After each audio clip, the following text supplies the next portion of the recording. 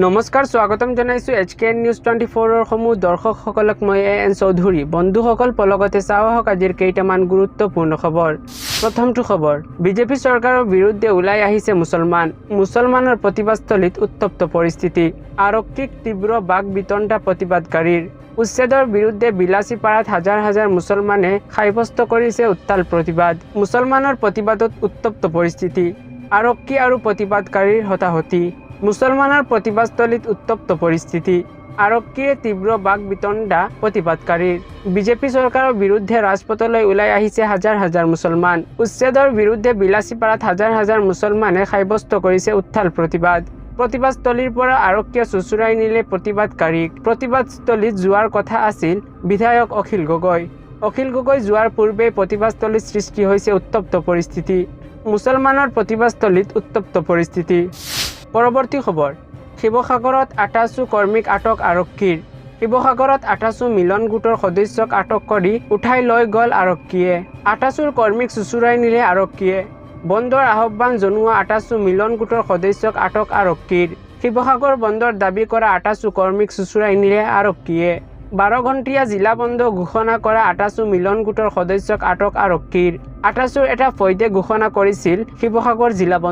বন্ধ দিয়া নাই বুলি ৮৮ আনটো ফৈদে সংবাদমেল যোগে দিছিল স্পষ্টীকৰণ বন্দৰ দাবী কৰা মিলন গোটৰ সদস্যই সোমবাৰে কৰে প্ৰতিবাদ বন্ধ সফল কৰিবলৈ কৰা প্ৰতিবাদৰ মাজতে কঠোৰ আৰক্ষী ৮৮ মিলন গোটৰ কেইবাগৰাকী সদস্যক আটক আৰক্ষীৰ শিৱসাগৰ বন্দৰ দাবী কৰা ৮৮ কৰ্মীক চুচুৰাই নিলে আৰক্ষীয়ে পৰৱৰ্তী খবৰ বিশ্ব জোকাৰি যোৱা ভয়ংকৰ নাও দুৰ্ঘটনা ৬৮ গৰাকী যাত্ৰীৰ সৈতে শোকাবহ ঘটনা এই পৰ্যন্ত সন্ধানহীন ৭৪ গৰাকী যাত্ৰী ভয়ংকৰ নাও দুৰ্ঘটনা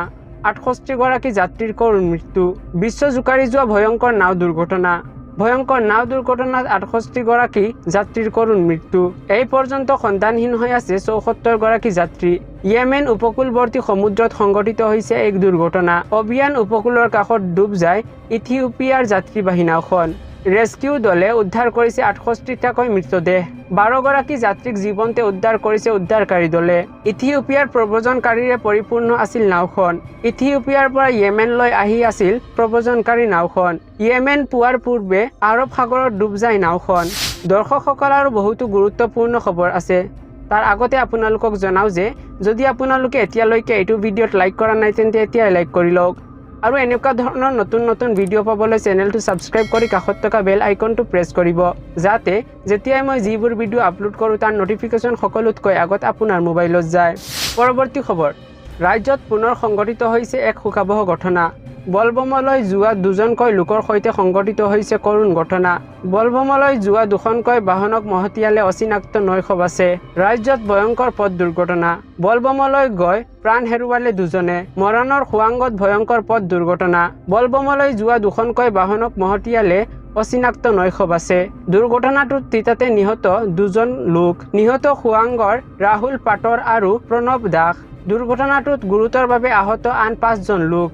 আহত আটাইকে ডিব্ৰুগড় AMCH লৈ প্ৰেৰণ কৰা হয় খোৱাংগৰ নৱনিৰ্মিত উৰণীয়া সেতুত সংঘটিত হৈছে এই ঘটনা দুৰ্ঘটনা সংঘটিত কৰিয়েই ঘটনাস্থলীৰ পৰা পলায়ন বাছসহ চালকৰ বাছখনৰ খুন্দাত বহু দূৰলৈ উফৰি পৰে বাহন দুখন পুৱতি নিশা ৪ মান বজাত সংঘটিত হয় এই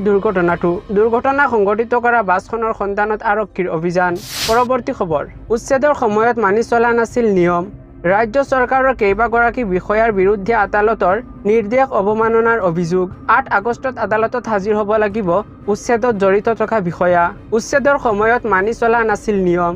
কেইবাগৰাকী বিষয়াক আদালতত হাজিৰ হোৱাৰ নিৰ্দেশ ৮ আগষ্টত আদালতত হাজিৰ হ'ব লাগিব উচ্ছেদত জড়িত থকা বিষয়া উচ্চতম ন্যায়ালয়ৰ নিৰ্দেশ অৱমাননাৰ অভিযোগত জাননী জাৰি উচ্ছেদৰ সময়ত মানি চলা নাছিল ন্যায়ালয়ৰ নিৰ্দেশনা ৰাজ্য চৰকাৰৰ কেইবাগৰাকী বিষয়াৰ বিৰুদ্ধে আদালতৰ নিৰ্দেশ অৱমাননাৰ অভিযোগ মুখ্য সচিব গোৱালপাৰা জিলা আয়ুক্ত জ্যেষ্ঠ আৰক্ষী অধীক্ষকক আদালতত হাজিৰ হোৱাৰ নিৰ্দেশ বালিজান ৰাজচক্ৰ বিষয়া গোৱালপাৰা সদৰ থানাৰ OCও হাজিৰ হ'ব লাগিব ন্যায়ালয়ত ৮ আগষ্টত আদালতত হাজিৰ হ'ব লাগিব উচ্ছেদত জড়িত থকা বিষয়া